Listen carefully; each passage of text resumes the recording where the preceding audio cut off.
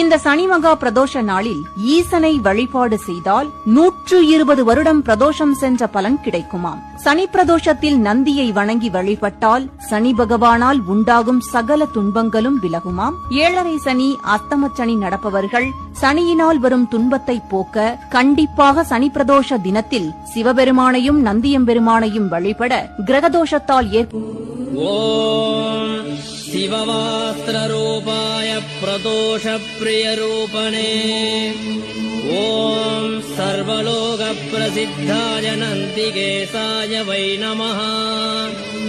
ॐ शिवं शिवकरं स्तुत्यं शिववाहनरूपणम् ॐ यं नत्वा सर्वभूता च